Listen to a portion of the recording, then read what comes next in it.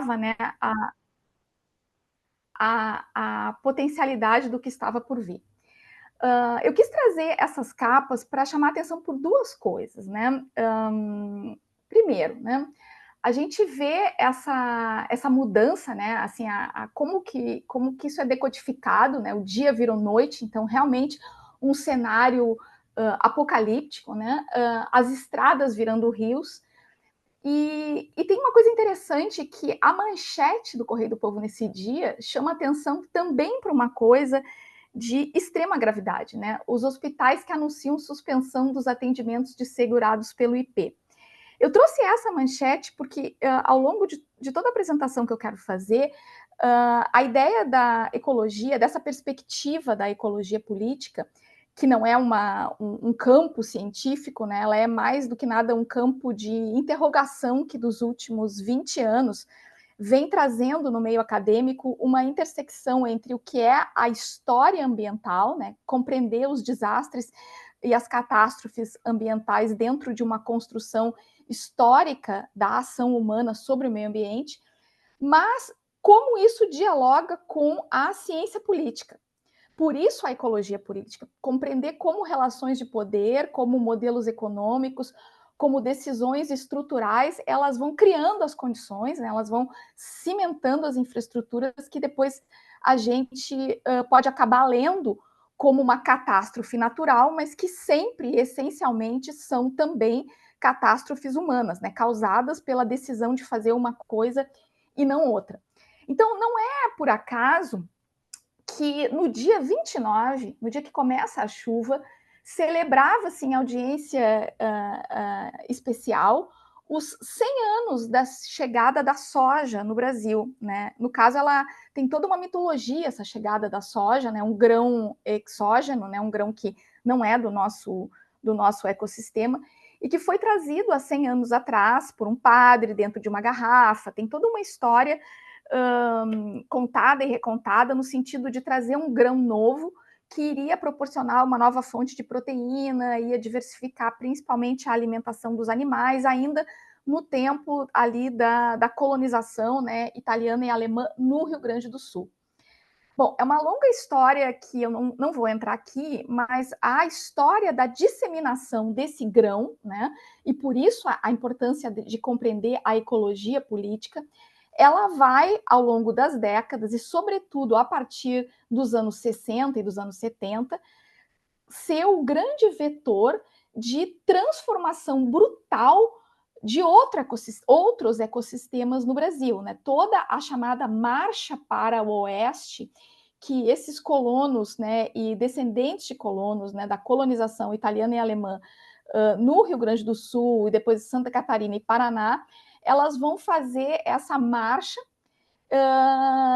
produtiva, né, uma marcha de desbravação, de desmatamento para a produção de grãos, de um novo ciclo econômico, e que vai subindo e tomando Mato Grosso do Sul, Mato Grosso, Goiás, Tocantins, até alcançar o fator, a importância que a soja tem hoje para compreender o ciclo econômico do Brasil, né? Onde o Brasil se insere numa economia mundo, o que gera o PIB do Brasil, enfim.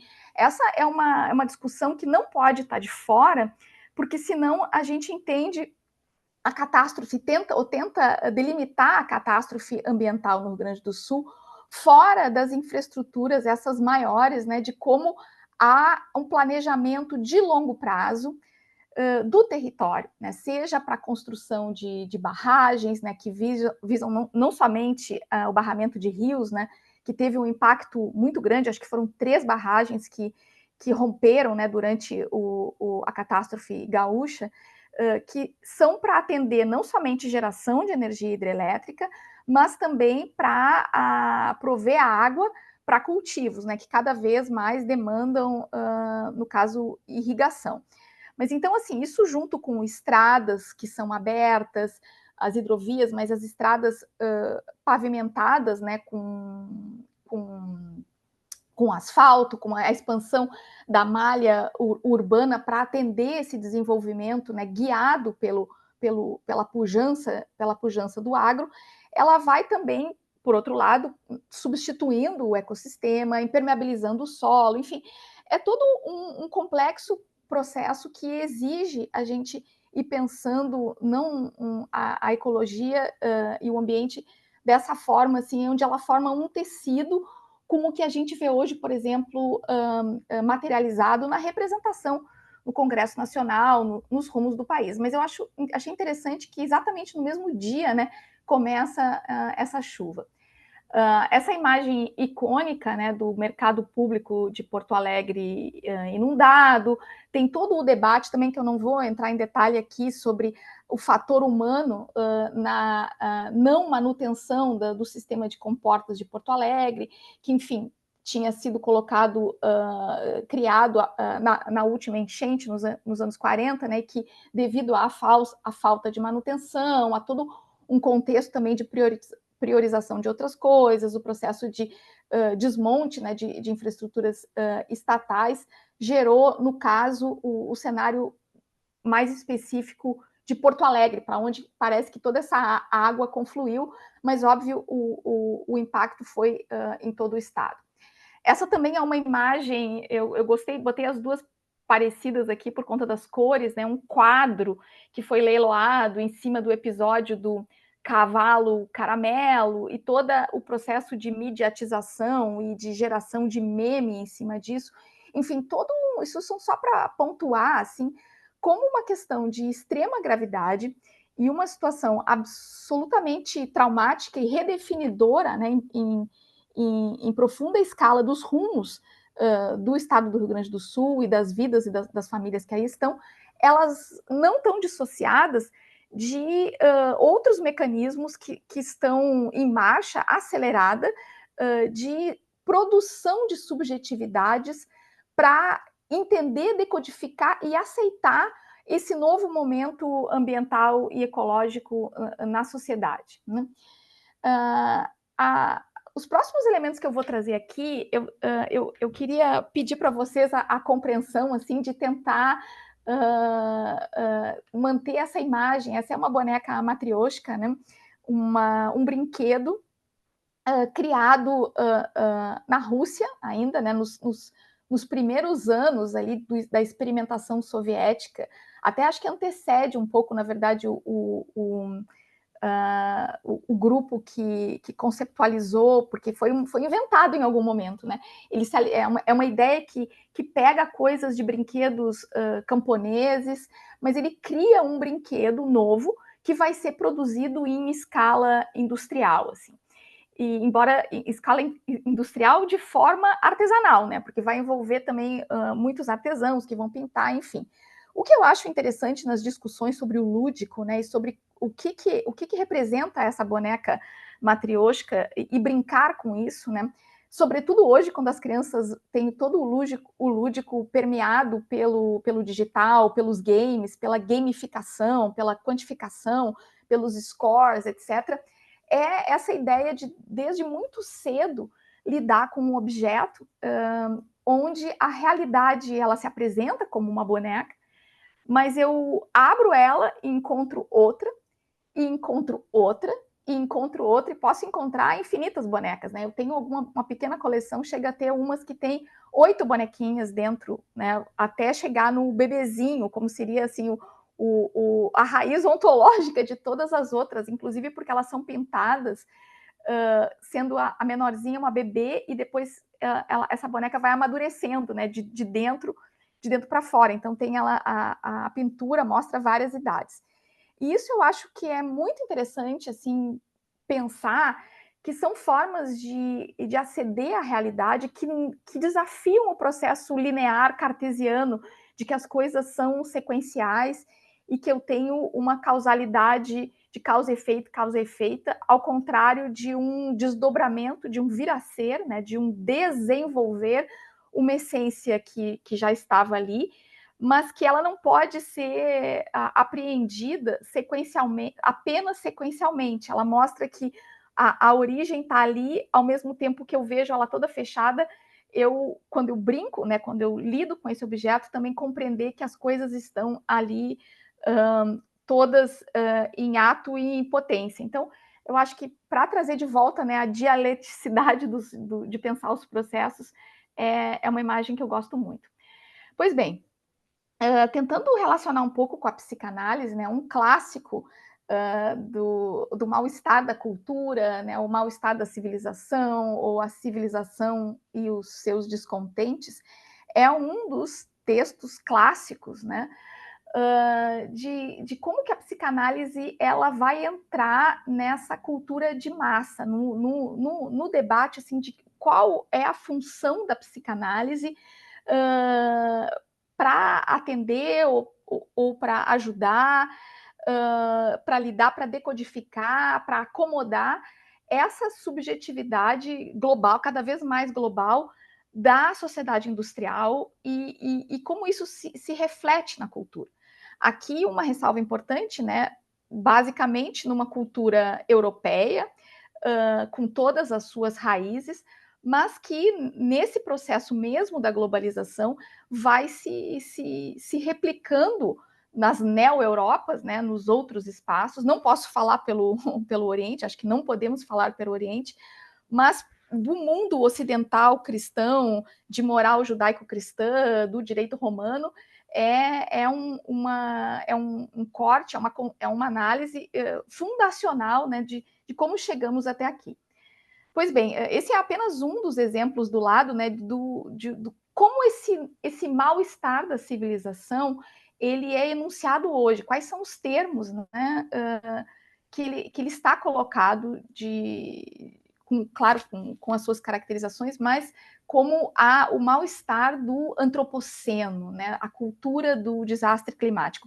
Esse livro não trouxe ele aí do Mark Bold por nenhuma preferência específica, é só porque eu gostei da capa, porque tem vários, né, que trabalham a ideia do antropoceno, é uma ideia muito forte nas ciências sociais, cada vez mais também na geografia, na ciência política, ela vem entrando assim realmente na corrente sanguínea da cultura do zeitgeist, né, do espírito do tempo, do momento. E para quem não está familiarizado com a expressão antropoceno, ele vem de uma definição estratigráfica, né, de um ramo muito específico da geografia, que mede e define quando ocorre a passagem de uma era geológica para outra. Então, a gente estuda o Pleistoceno, enfim, o Holoceno, e agora, então, isso não é sem disputas políticas, cabe ressaltar, né?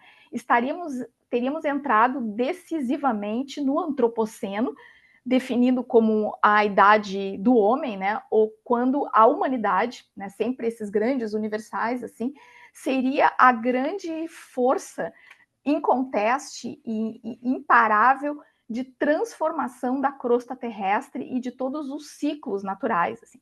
Isso é uma afirmação que cada vez mais ela parece que é um dado, uma verdade assim indisputável, mas quando a gente entra realmente analisa e acompanha um pouco os meandros da discussão dentro do campo específico, né, de como que eu meço a passagem de uma idade para outra, a gente vê como as coisas realmente não estão tão assim certas e como a própria natureza nas suas manifestações lidas por nós como extremas, né, ou violentas, ou fora de um padrão, ou assim, como se diz, indisciplinada, ela não estaria mostrando que, no fundo, a natureza, quando Gaia, né, ou como alguns dizem, quando resolve se manifestar com ira, ela não obedece a nenhum ciclo, a nenhum ritmo, a nenhum padrão pré-determinado.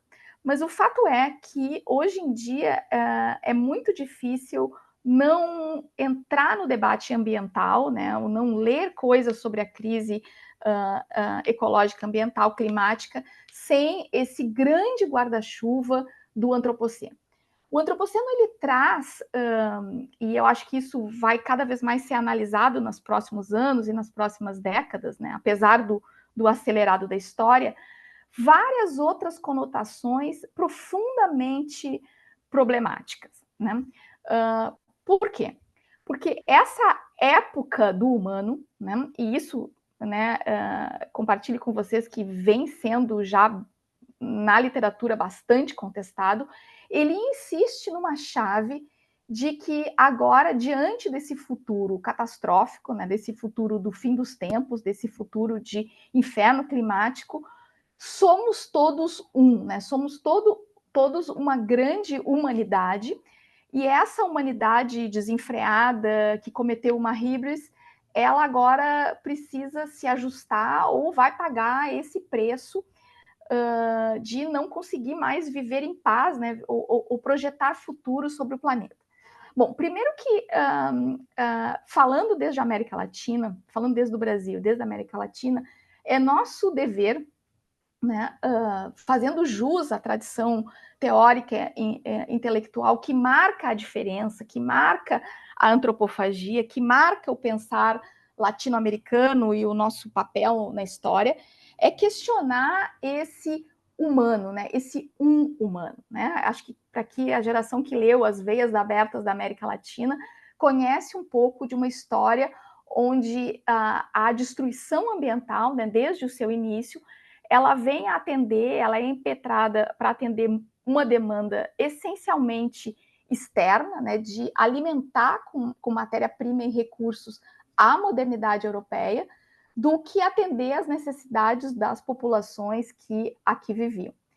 Talvez o exemplo mais clássico, e eu gosto dessas duas imagens aqui, né, de o que são, né, esse mundo da mineração, da degradação, e o que foi, por exemplo, só para trazer talvez o mais assim, divisor de águas, o que foi o encontro da montanha do Cerro de Potosí, na Bolívia, com toda a prata que saiu dali, hoje em dia estimado a 80% da prata que entra na circulação, né, no metabolismo da economia mundo naquele momento, e que vai possibilitar a própria cunhagem das moedas, sem a qual não haveria tido uma passagem do puro mercantilismo na Europa para uma economia global estruturada a partir né, dos grandes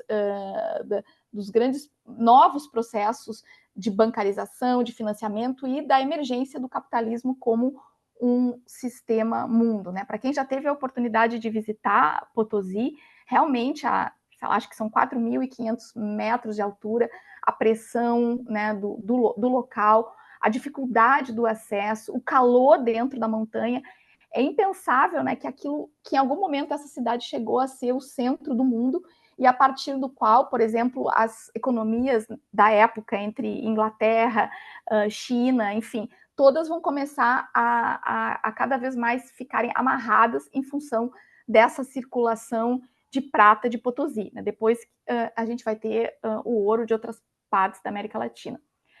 Mas assim como o contexto desse grande encontro no início do século XVI da Europa com o Novo Mundo, que vai prover essas matérias-primas e que vai imprimir no nosso lado do Atlântico toda uma série de novas dinâmicas agroambientais, tanto de trazer novas espécies, por exemplo, a vaca, o boi, o cavalo, né, a galinha, todas coisas que não existiam desse lado do oceano, a própria cana-de-açúcar, o café, ou seja, grandes ciclos que marcaram a história, né, a história de constituição do Brasil e do Estado, depois do Império, mas depois do Estado-nação, mas inclusive marcaram as próprias histórias familiares, né, e como que as trajetórias individuais vão se constituindo, estavam todas imbricadas nesse grande metabolismo, nessa grande economia mundo daquele então. Então, sem esse contexto de fundo, né, sem o modelo de sociedade que está sendo desenvolvido e que tem uma visão de futuro, é muito difícil entender como que o ambiente, a ecologia, ela é transformada, e o que a gente percebe como crise ambiental, o que é desenvolvimento, o que é crise, o que é, né, destruição ambiental, elas vão tendo seus significados transformados ao longo das épocas. Pois bem, agora o contexto no qual nós estamos, né, a linha de tempo de fundo aqui, não é mais o primeiro período de colonização e de primeiros ciclos econômicos, não é tampouco a Revolução Industrial, nem a primeira, nem a segunda, não é o processo onde o Brasil entra através da substituição de importações num processo de industrialização nacional, né, que é o pano de fundo também da história de profundas transformações, por exemplo, da Amazônia, né, que a gente vê hoje, mas que foi plantada essa semente ainda nesse período. O ciclo que essas catástrofes ambientais hoje elas acontecem é tendo como pano de fundo justamente essa transformação da indústria 4, chamada indústria 4.0, da quarta revolução industrial, do abandono paulatino, ou melhor, seria da substituição paulatina de uma matriz baseada em combustíveis fósseis para todo um novo portfólio de energias, de tecnologias e todo um novo repertório de mecanismos, de narrativas, de conceituação de como funciona a economia, né? Então, cada vez mais a gente vê o debate sobre circularidade, sobre economia descarbonizada, carbono zero, enfim, tem todo um jargão, né, mas que em sua essência eles apontam para uma visão que vai ser construída rapidamente, né, de abandono do motor a combustão, dessa ideia de que essa é a energia que move o mundo, para um século elétrico, um século da eletrificação. Eu sempre brinco assim que o exemplo mais claro dessa grande transição a gente vê nas cozinhas hoje em dia com a moda das air fryers, né? Que é substituir uma forma de cozinhar com fogo, né? Que é meu Deus, desde a civilizacional, assim, atávica, né? Ainda mais falando para público gaúcho, né? Que a gente tem toda uma relação com o fogo e cozinhar com o fogo, para passar isso para cozinhar com o fogo a gás, né? E não mais a lenha a carvão, para, no caso europeu, passar a uma cozinha com elétrica de indução, né? Onde a gente não vê mais a chama, mas ainda tem uma panela ali, para um contexto mais moderno, cada vez de indivíduos mais atomizados, né, preparando a sua própria refeição, no caso, nem preparando, é descongelando, utilizando, assim, nas casas, cada vez mais um congelado, uma air fryer, quando não, né, o delivery, mas abrindo um pacote de alguma coisa congelada, colocando dentro daquele aparelho, né, da air fryer, e daí precisa um pouco trazer o olhar antropológico, assim, como se a gente estivesse visitando, assim, uma cultura primitiva estranha, né, e colocar um timer e aquilo ali no final produzir um alimento, né, que é reconhecido como alimento.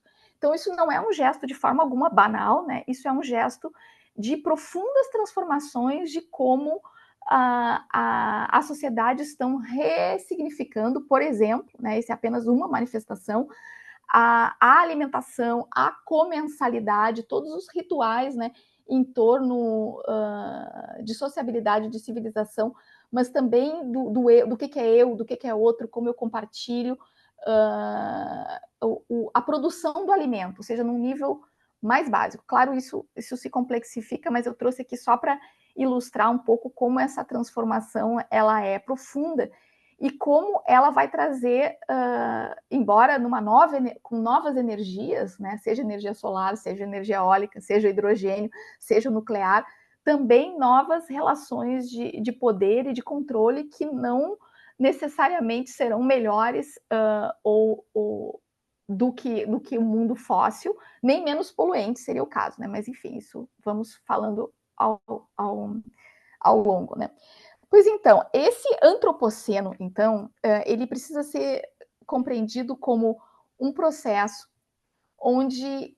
que transforma os ecossistemas ao redor do globo a partir desse grande evento de encontro, né? Essa é a chegada, um dos quadros né, de iconografia da chegada de Colombo na América e como esses ecossistemas passam a ser profundamente interligados e novas naturezas, uma natureza vai ser destruída e uma nova natureza vai ser criada. No caso, eu acho bem interessante, assim, trazendo algo da história ambiental, que o próprio Pampa Gaúcho, né, isso também bastante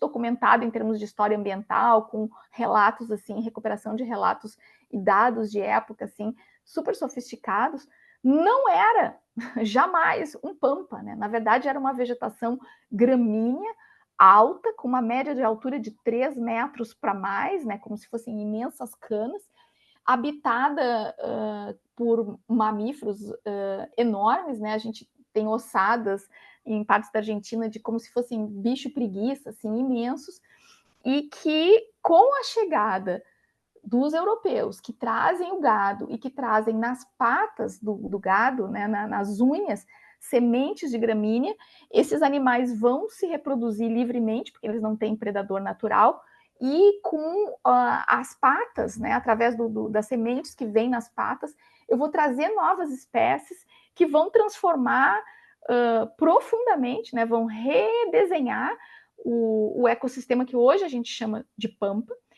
Os indígenas vão aprender a lidar com o gado, e depois, quando chegam as missões jesuítas, né, tem-se na área do Pampa o maior rebanho conhecido, né, livre de gado, que vai ser aproveitado economicamente, mas que se reproduziu ali e que no seu pisotear, no seu se alimentar, né, transformou esse ecossistema.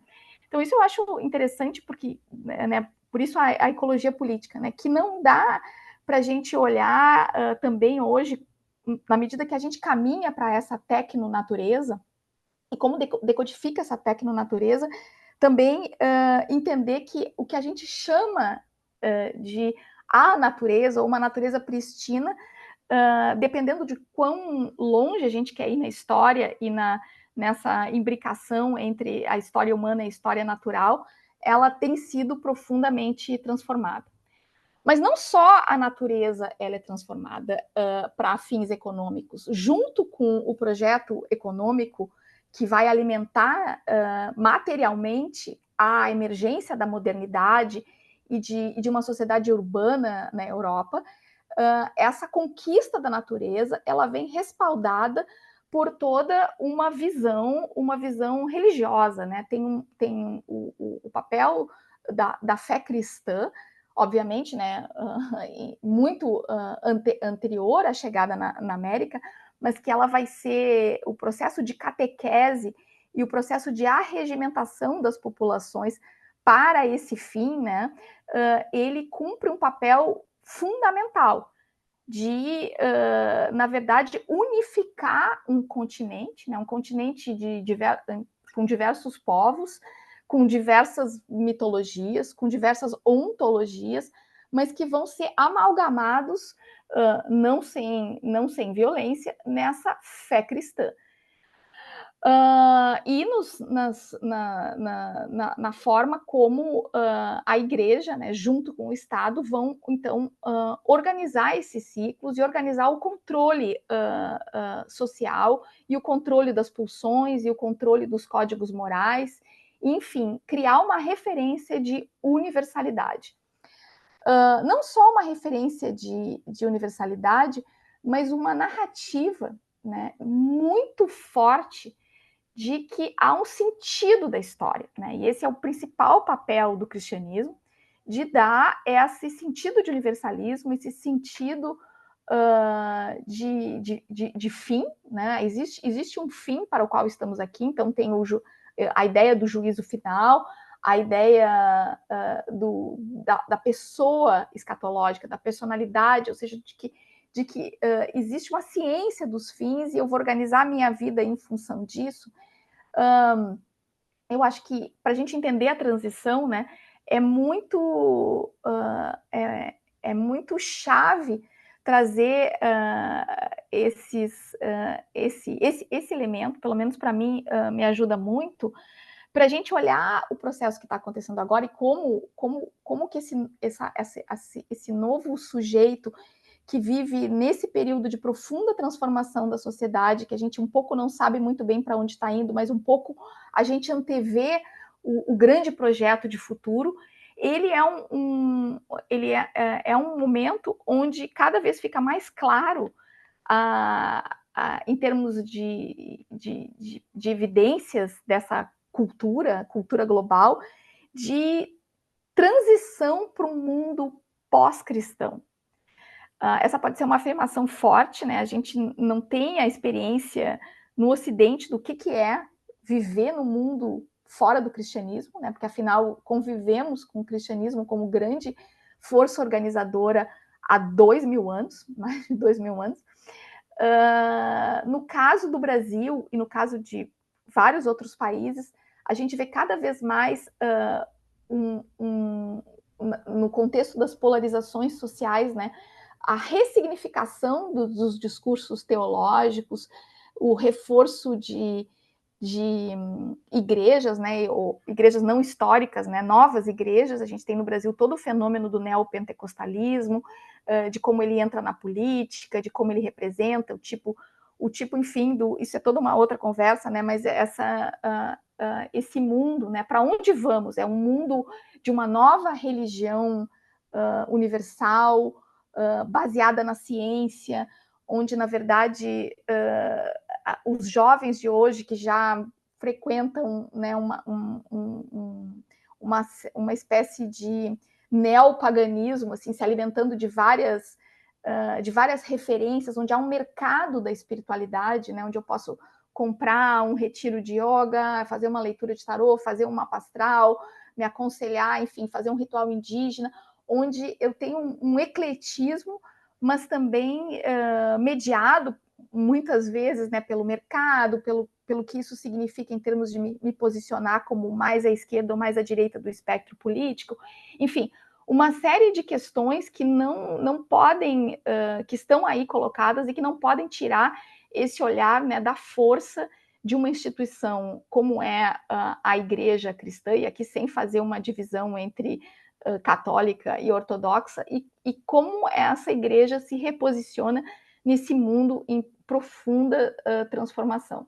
Bem, trouxe aqui também essa foto, né, de Jerusalém. Isso é o mountain top lá, né, onde debaixo daquela cúpula dourada icônica estaria, né, a pedra, uma pedra que é comum às grandes tradições abraâmicas também, a disputa por esse espaço, o que vai significar aí, a ideia, para quem está acompanhando os eventos internacionais e geopolíticos, né, acho que desde outubro do ano passado, e tendo em vista as perspectivas que a gente tem cada vez mais se acirrando, né, como grandes questões definidoras de para onde a gente vai caminhar como humanidade, né?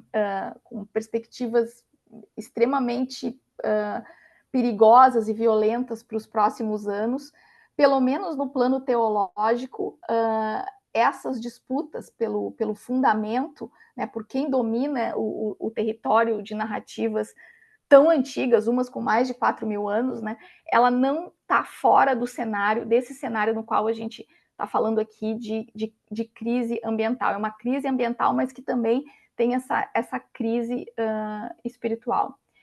Pois bem, para a gente sair daqui, né, e das religiões abraâmicas, né, de tradições abraâmicas, ou seja, judaísmo, cristianismo e islamismo, a gente caminha para uma outra forma de teologia política, né? Essa teologia política que aparece sob uma forma bonitinha, coloridinha, né? Eu trouxe esse slide da biologia do Enem.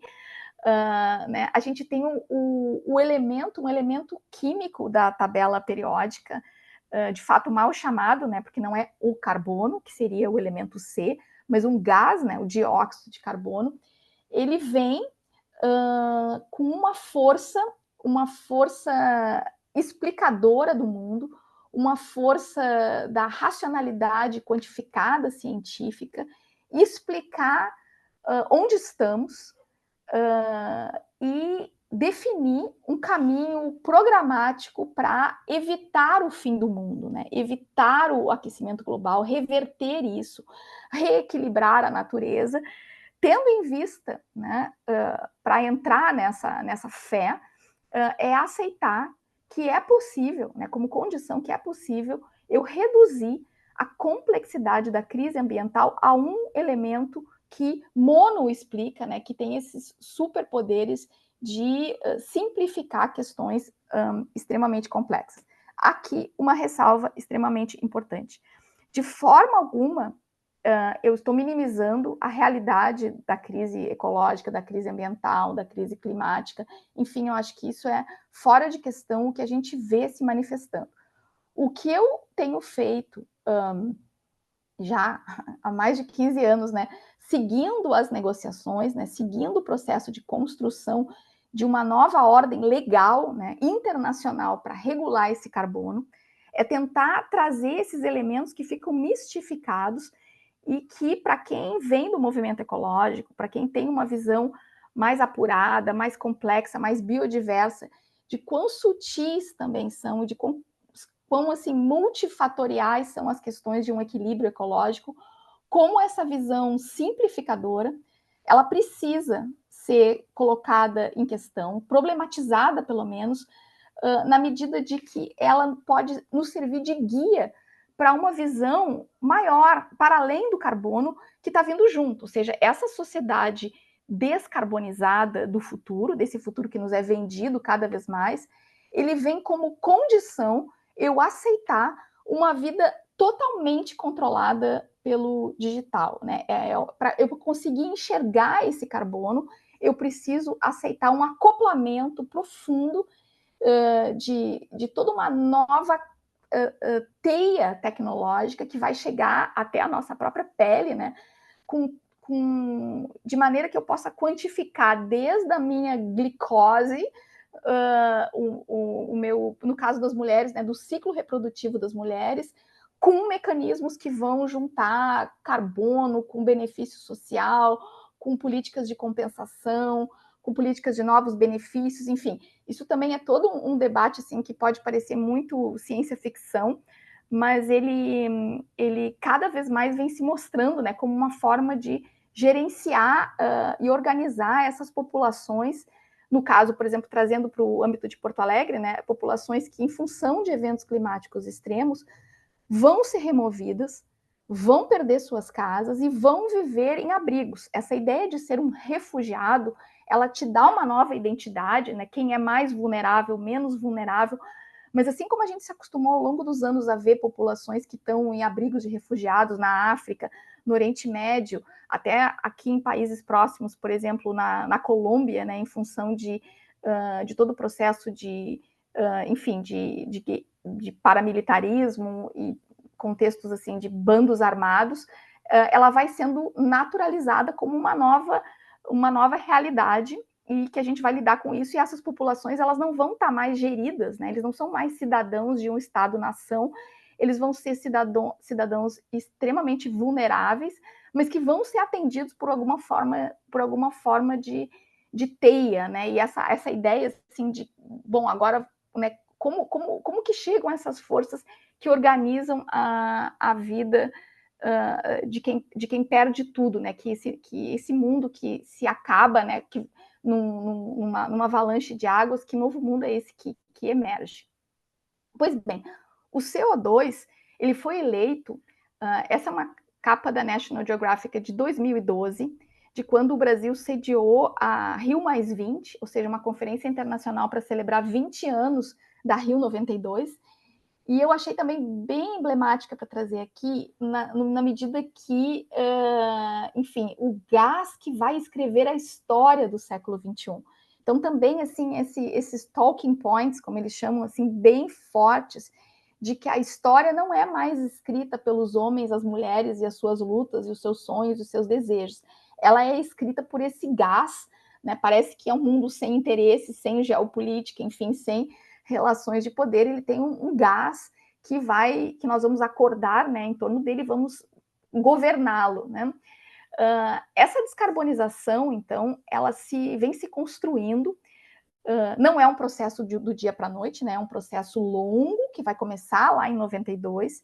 É importante a Convenção do Rio, a Conferência do Rio em 92, porque ela acontece logo depois, não só da caída do mundo, da queda do Muro de Berlim, em 89, mas da dissolução do bloco soviético oficialmente em 31 de dezembro de 1991.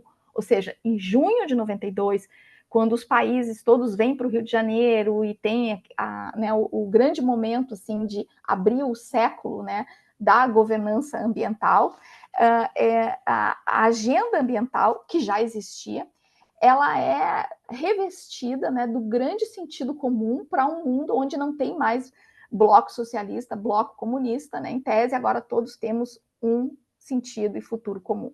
Obviamente, é um grande processo Brodel, né? Chamaria de longa duração desse sistema mundo, onde a partir de 92 até agora, passo a passo, no âmbito internacional, dentro do sistema ONU, se vão criando uma série de mecanismos, convenções, regulamentações que vão sendo traduzidas e implementadas nos países. Então, para trazer um exemplo recente, quando a gente pensa na reforma do Código Florestal brasileiro, que mobilizou muito a sociedade ali entre 2008 e 2012, não foi uma coisa do Brasil apenas, né? Claro, o Brasil foi chave, porque é um país que ainda tem um grande estoque de terras para ser colocado no mercado internacional e a serviço de novas demandas, mas ele, na sua elaboração, o código, que a gente lê como Código Florestal Brasileiro, na verdade, ele internaliza e torna lei no Brasil,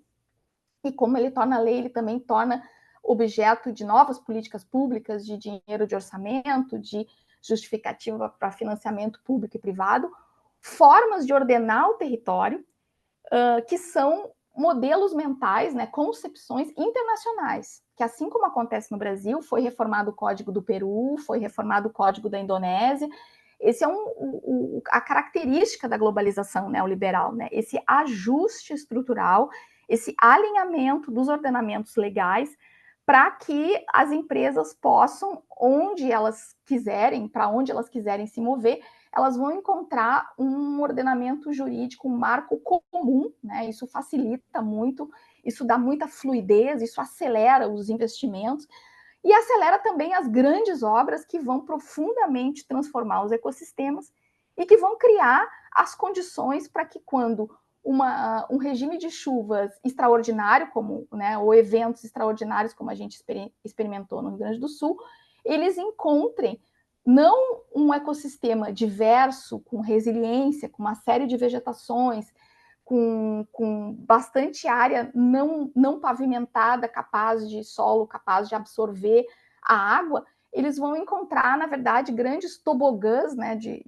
escoação de commodities, de mercadoria, que vão, e obviamente também especulação imobiliária, enfim, construções em áreas estritamente não apropriadas, a ausência de saneamento, enfim, das drenagens das águas, então todo o cenário que cria aquilo que a gente depois mal chama de desastre climático. Mas, enfim, voltando aqui a essa linha do tempo, essa regulamentação, ela internacional, né, essa descarbonização planejada de todos os países, ela, ao invés de uma salvação, de uma escatologia cristã, né, de julgamento, ela traz como horizonte histórico, como futuro comum, esse momento das emissões zero, né? Emissões zero, resiliência climática.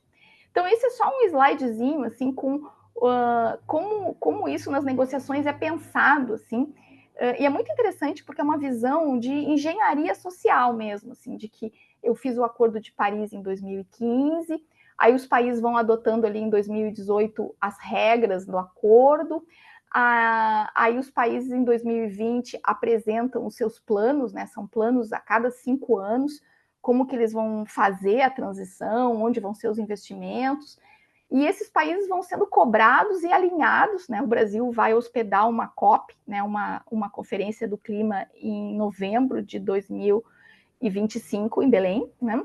Vai ser uma COP bem chave, porque ela marca a metade da década, né? E se espera que até 2030 os países então estejam alinhados, né, nesses planos, né? E o interessante é que esses planos, né, que o IPCC orienta e apresenta todo um arcabouço científico, eles hoje em dia cobrem praticamente todos os setores da vida. Eles cobrem regulação para construção civil, para agricultura, para geração de energia, para, bom, educação ambiental nem se fala, mas para a saúde cada vez mais, né? Questão da preparação para futuras epidemias, programas de inoculação, imunização, enfim, coletivos.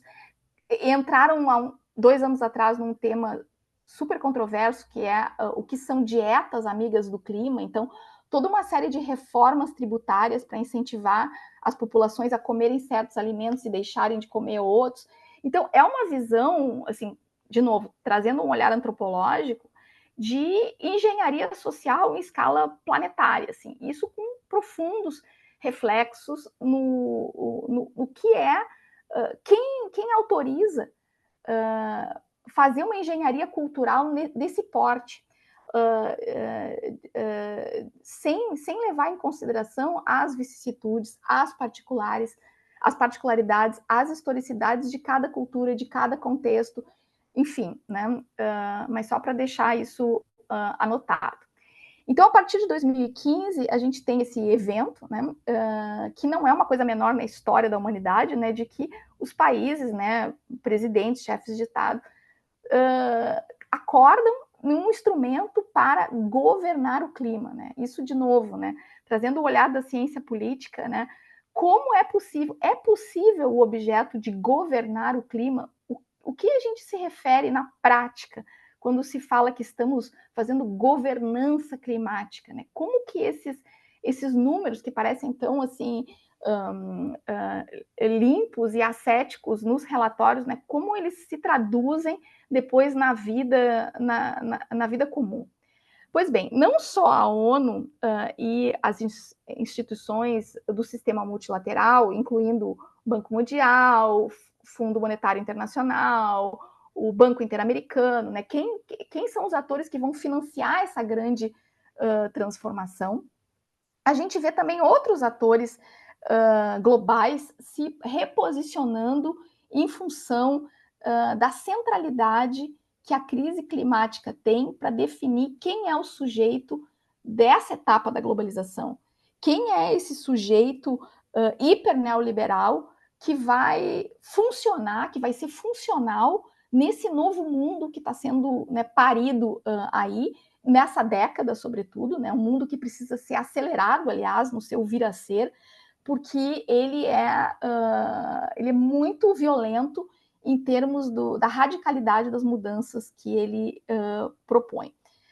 Então, a gente vê a encíclica Laudato Si, né, a nossa casa comum, lançada pelo Papa Francisco em 2015, que vem desde então reposicionando a Igreja Católica, né, nesse novo mundo onde a fé cristã precisa ser conjugada e a escatologia cristã com esse fim de mundo, né, esse horizonte do clima de um mundo descarbonizado.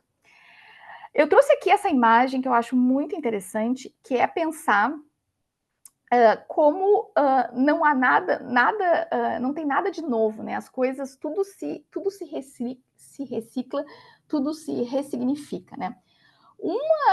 Dos episódios definidores da história moderna, né, foi a Reforma Protestante, ou seja, as teses de Lutero e o rompimento com a hegemonia de Roma. Um dos grandes fatores dentro das 97 teses de Lutero em 1517 foi a venda e o comércio das indulgências, que foi o episódio de que eu tinha, enfim, todo o arcabouço dos pecados, né, os pecados capitais, todo o instituto da confissão e também da absolvição, e cada vez mais novos mecanismos que possibilitaram que pecados que seriam inabsolvíveis pudessem ser comerciados em termos de comprar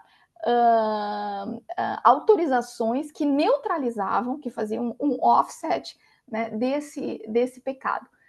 Esse comércio das indulgências, onde aquele que podia pagar podia pecar, é a tradução de hoje, a atualização de hoje do princípio do poluidor pagador, né? Que tanta gente gosta tanto de evocar esse princípio, mas a ideia de que se eu poluir, eu preciso pagar, ela também diz que se eu posso pagar, eu posso poluir.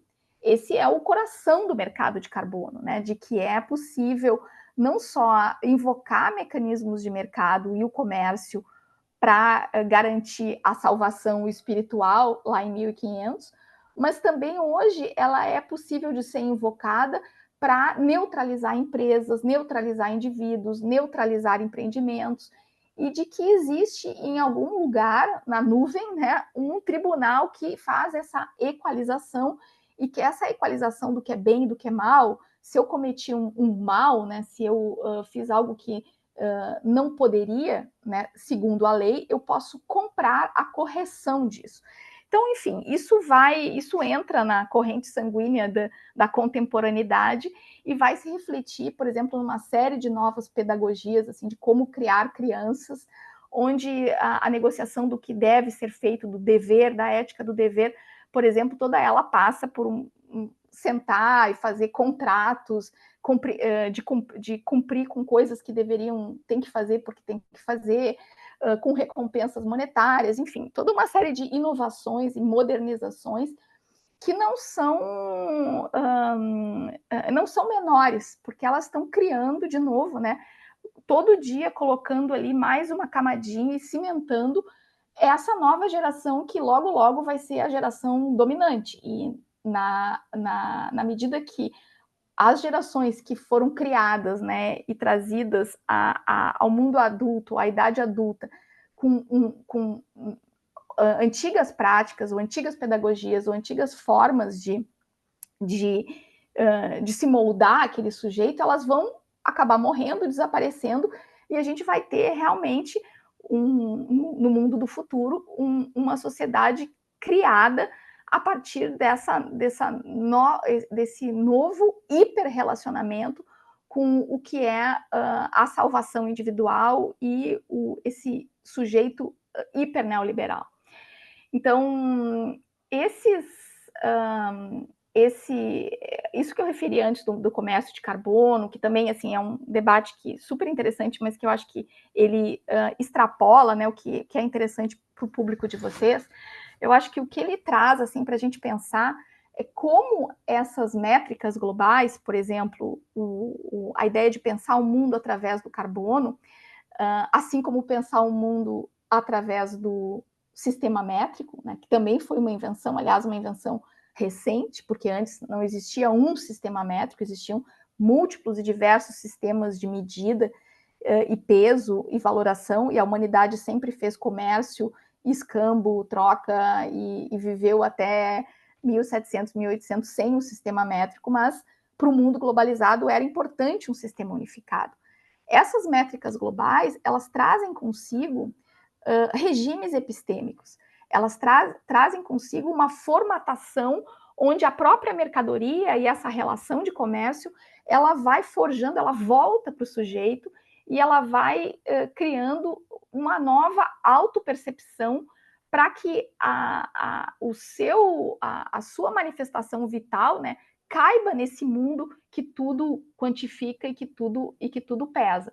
Então, se eu tenho um mundo uniformizado pelo carbono, que enxerga na ecologia apenas uma abstração global, que é incapaz de tecer todas as intricâncias, não sei bem em português, ele vai enxergar o mundo assim, como a tela do Windows, quando de outra forma ele poderia enxergar o mundo assim.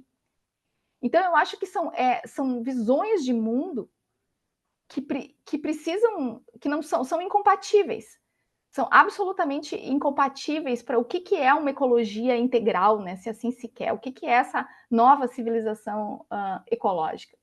Mas um mundo que só vê o mundo assim, como carbono, é um mundo que racionaliza, por exemplo, uma produção de leite industrial nesse nível, né, que são os carrosséis de ordenha, com vacas hoje em dia geneticamente melhoradas para serem ordenhadas quase 4 vezes por dia, que na verdade são, né, seres vivos, que foram modificados, foram coevoluídos. Eu acho que essa é uma ideia-chave, né, que não há mais uma evolução das espécies, a moda Darwin, né, há uma coevolução capturada pelos interesses da indústria, para que essas vacas produzam, então, dessa forma absolutamente aberrante, né, ao meu modo de ver, e violenta, uma matéria-prima para atender uma indústria que vai se refletir lá no potinho do iogurte grego, enfim, na massificação de consumos lácteos, mas que também, veja que interessante, na parte dialética de como isso, né, também funciona nesse novo ambientalismo, nessas novas sensibilidades, vai justificar que eu use a soja diretamente, né, ao invés de alimentar a vaca com a soja, use a soja para produzir leite de soja, queijo de soja, requeijão de soja, assim, enfim, maionese de soja, toda uma nova gama de produtos, por exemplo, que estão livres do sofrimento animal, livres da resistência ao antibiótico, enfim, uma série de fatores de como eu vou movendo esses dois mundos em conjunto, né? Eu continuo exacerbando esse sistema industrial de acesso à natureza, né, de instrumentalização da natureza, e eu também movo adiante esse admirável mundo dessa nova sociedade. Aqui eu trouxe também uma imagem assim dessas novas gerações, assim, emblematizada pela Greta, né, que hoje em dia já tem seus 20 e poucos anos, mas de como lemas, né, ou slogans de luta social, de mobilização, que em algum outro momento foi pautada por sindicatos, por pautas econômicas, pelo direito à aposentadoria, enfim, saúde pública, habitação, participação social nos processos decisórios. Cada vez mais, sobretudo nas novas gerações, a pauta climática ocupa essa centralidade, né, esses movimentos de jovens pelo clima, e essa ideia de uma transição justa, de uma descarbonização, ao mesmo tempo que é o grande slogan mobilizador, ele pode ser extremamente despolitizador e vazio de sentido. Por que vazio de sentido? Porque aqui tem um exemplo de né, do que é um projeto de restauração florestal, dessa ecologia ligada ao carbono, ligada ao papel que os mercados terão, né, em facilitar essa transformação. E está ali uma mulher, né, daí aí interessa colocar questões de gênero na frente, né, quando isso serve de pôster, né, afixando na árvore, olha a visão da ecologia, né, todo um sensor que vai poder comunicar a respiração dessa árvore com essa nova constelação de satélites, né, satélites privados, né? Essa é a grande onda, né? Esse é o grande movimento Starlink, Elon Musk e as novas empresas que vão cada um prover, né? E ler serviços e vender dados.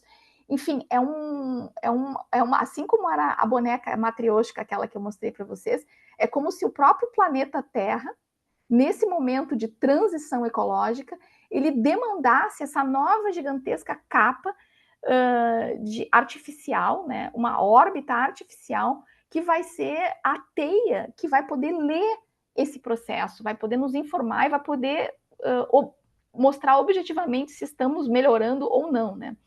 Então, isso, ao invés de criar um ambiente de contestação, por exemplo, para disseminação acelerada da inteligência artificial sem uma regulamentação internacional, ela está se autorregulando, né? As iniciativas de regulação multilaterais são extremamente tímidas, né? E no caso, não só tímidas, como nefastas, né? Porque, na verdade, trazem todas as grandes empresas de tecnologia para o coração de processos decisórios da ONU, né? O que também complexifica na visão desse sujeito de hoje, onde termina a política e começa o mundo dos negócios, né? No plano esse mais alto nível, não é no plano nacional de lobbies ou no plano regional, estou falando no plano assim de governo internacional, até onde o que a gente tinha como natural, né, que são países que sentam à mesa para decidir coisas. Com a chegada da inteligência artificial e a questão de fato, né, de que essas empresas são, essa tecnologia é dominada por empresas, majoritariamente de pouquíssimos países, que são essas empresas que no final vão sentar para decidir grandes questões, né? Cada vez mais uma obsoletização, né, da política como a gente faz hoje. Para isso, claro, uma demanda de novos mecanismos de controle desse poder, né? Esse poder que não está mais visibilizado num partido político ou num bloco, como no Brasil, por exemplo, a gente tem o Centrão, né? Mas assim, eu imagino que em poucos anos vai ser uma excrescência falar disso, e não vai mais fazer sentido em função de quão complexas e estratosféricas vão estar essas teias, né, que vão regular a vida dos indivíduos. Então, a gente vê a naturalização de biometria para aplicativo de banco, de reconhecimento facial para praticamente, assim, várias coisas. Aeroporto já também, né, a scan de retina, já fiz várias vezes. Então, coisas extremamente complicadas, quando a gente pensa que esse mecanismo, essa sociedade da vigilância, esse panóptico digital, né, ele chega, por exemplo, no campo. Eu comecei falando do campo e agora vou encerrando falando do campo, né? Ele chega no campo vendendo essa ideia de desenho animado, né, de fazendas do futuro, onde não tem mais um agricultor, tem ali alguém sentado com sua xicrinha de café, olhando uma tela, tem os drones, né, fazendo vigilância, tem um trator que não precisa nem de motorista, ele ele se autodirige, é autônomo, né, se conectando. As vacas, elas já pedem, são chipadas com sensor a hora que elas precisam ser ordenhadas. Obviamente, as vaquinhas não estarão no pasto assim, elas vão estar num carrossel como aquele que eu mostrei antes. Enfim, é toda uma visão de ultra gerenciamento da natureza, uma natureza que somente dessa forma, assim nos é dito, vai estar a salvo do desastre climático, né? Então, isso, por exemplo, é uma foto que eu tirei no pavilhão do Banco Mundial, agora na última COP. COP é a convenção das partes, né, da negociação do clima, que aconteceu em Dubai, agora em dezembro passado. E essa era a foto que ganhou o prêmio de sustentabilidade, primeiro prêmio, e é a foto das fazendas do futuro, assim. Então, é uma ideia de é uma agricultura à prova do clima. Então ela é feita dentro de containers, dentro de ambientes regulados, sem terra, né? É um substrato com a água, com todas as substâncias que precisam, assim. E ali eu produzo, sei lá, alguma coisa verde junto com nuggets, assim, algum pepino, algum tomatinho, e isso, assim, vendido como a agricultura do futuro. Obviamente que eu não acho que isso seja viável em escala, mas assim, eu posso dizer para vocês que na universidade em Berlim, na Humboldt, né, que não é uma universidade nada pequena, o departamento inteiro de economia agrícola investindo nessa imagem de futuro, né, investindo assim de que isso vai vender para o mundo inteiro as lâmpadas da Siemens, vai vender os líquidos esses para colocar no substrato. Enfim, é um novo pacote de tecnologia que vem junto, mas eu isso acho até em segundo plano ao que significa vender para as populações que isso é o futuro da alimentação, né? E que isso seja recebido como um avanço científico e não como uma distopia absolutamente histriônica e inaceitável, né? Bom, de novo, né, uma ideia assim de uma natureza sem humanos, né? Tem só uma mão ali segurando um tablet, se comunicando com o drone, então, assim, uma hipermecanização. E essa mecanização, obviamente, se ela está no campo, ela também vai chegar na comida. Então, a gente vem não só contando a nutrição, a parte nutricional das dietas, mas a gente vem contando, monitorando glicose, usando o smartwatch, cada vez mais, além das calorias, tentando ver o conteúdo de carbono de cada alimento. E tudo isso vai coproduzindo um sujeito, né? O sujeito que vai funcionar, que vai ser funcional, né? Vai funcionar e vai ser funcional a essa sociedade vista do futuro, essa sociedade transformada digitalmente, né? Ali também, claro, o McDonald's, fiquem tranquilos, né? Irá continuar, obviamente, com um hambúrguer daí feito à base de soja, né? Ele vai superar o estágio vaca, né? Não precisa mais a vaca para a criação da carne. Então eu como ali também um novo alimento patenteado que tem o sabor de carne, mas não é carne. Isso eu pego assim como representantes, não em si, mas que eles pontuam elementos dessa cultura que está emergindo agora. Eu comecei falando do mal-estar da civilização, né, do mal-estar da cultura, e qual é o mal-estar que a gente tem hoje em relação a esse mundo que está sendo apresentado para nós, né? Essa, por exemplo, naturalização também de que as parcerias para atingir os objetivos de desenvolvimento sustentável passam, por exemplo, vários projetos para as pessoas receberem os benefícios, as bolsas, os auxílios, passam pela naturalização dos chamados em inglês wearables, né? Que são esses novos dispositivos digitais usados o tempo inteiro na pele, né? Onde ele pode, claro, sempre em nome da saúde, vai contar o batimento cardíaco, enfim. Então, esse mundo ciborgue, né? O manifesto ciborgue da Donna Haraway, né? Ele está ficando muito normal, né? A gente vê os anéis esses ali, a bonequinha aparece com o Smart Ring. Eles estão usando, eu vi agora nos Estados Unidos muito assim a juventude usando, o smartphone nem se fala, os fones sem fio no ouvido, enfim, né? Sensores de toda forma. Então, isso já é uma transição onde eu vou me comunicar com essa sociedade, eu vou estar salvo, né, de uma catástrofe climática se eu tiver avisado com antecedência, né? Então, também trouxe duas capas emblemáticas da revista Time, bem antigas, né, da construção semiótica dessa securitização do clima, né? O clima como uma agenda de segurança, o clima e o ambiente como uma agenda de militarização, né? De que eu preciso ter medo, de que eu preciso naturalizar, por exemplo, cada vez mais forças armadas, defesa civil, né?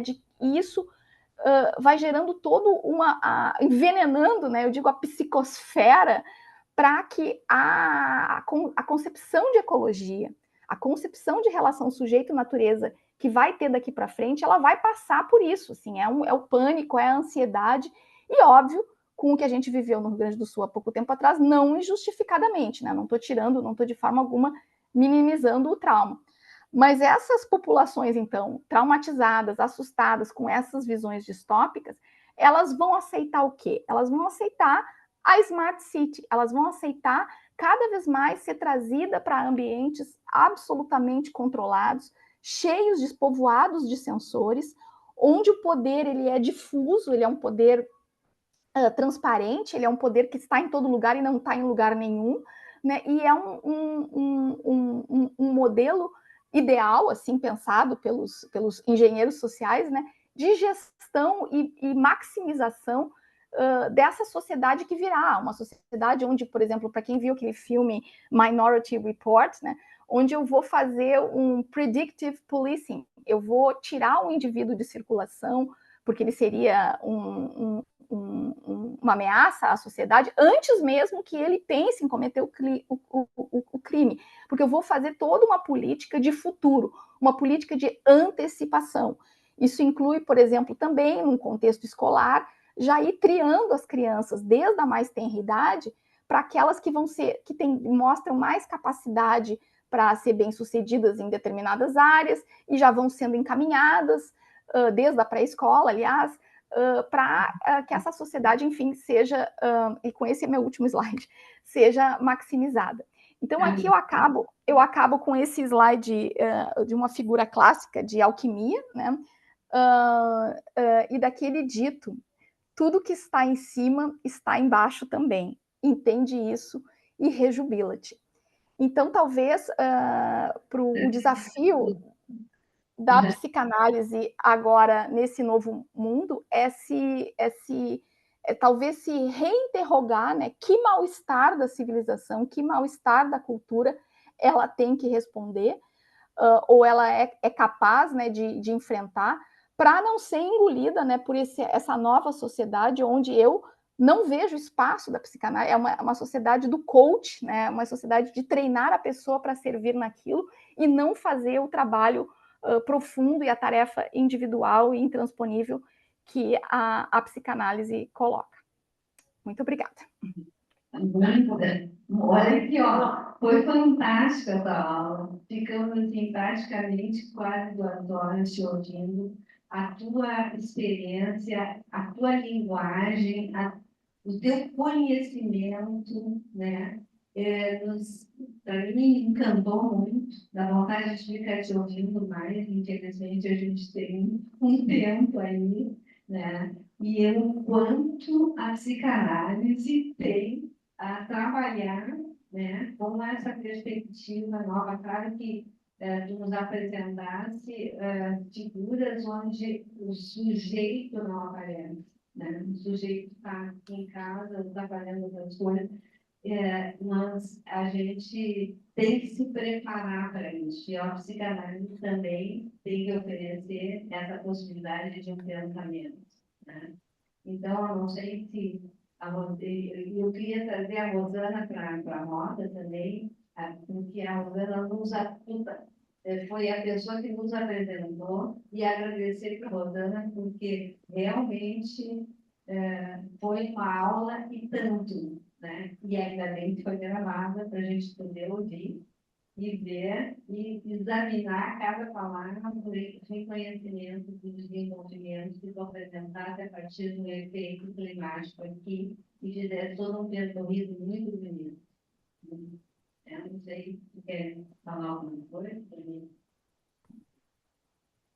Eu também gostaria de agradecer a Camila e a Rosana também, né, pelo contato e por ter nos trazido, né, essa possibilidade, nos proporcionar essa aula, né? Foi realmente uma aula, né? De a gente, da questão histórica, do envolvimento do homem, o que está acontecendo e o que pode vir, né?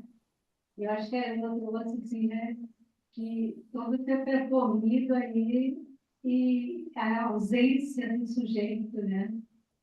Principalmente nos últimos, assim, que a gente fica assim, impactado pelo aquilo que está acontecendo, pelo aquilo que está sendo pensado na humanidade e que a gente não conhece, né? Quando a gente vê, nós estamos inseridos nesse contexto e a gente está vivendo, né? Então, o que nós, enquanto profissionais da saúde, também vamos encontrar e o que a psicanálise vai poder contribuir com esse projeto que se apresenta, né, de um novo mundo, né? Muito obrigada. Então, acho que a Rosana também, se puder, né, alguém Eu queira... gostaria de falar um pouquinho, assim. Eu quero agradecer muito a gentileza e disponibilidade da Camila desde o primeiro contato, né? Eu já tive uma mini aula, digamos assim, né? E eu acho que causa, pelo menos te escutando agora, assim, é bom, mas também um desconforto, um mal-estar, né? O desafio que a gente, pelo menos a mim, né, foi isso, no sentido de muito bom escutar a tua profundidade, a tua pesquisa. Acho que é importante a gente, né, ter um comprometimento, né, em aprofundar isso, a crise ambiental. Mas ao mesmo tempo, né, o desafio que fica aí para nós, né? Então acho que cumprir o objetivo de uma aula inaugural, né? Eu acho que de pensar do curso, né, Psicanálise em Expansão, que é pensar se a psicanálise pode, né, servir como um dispositivo crítico para pensar a atualidade, né, esses impasses da crise ambiental. Então, muito obrigada. Bem bom. Esse é a presença de todos e, mais uma vez, obrigada, Camila.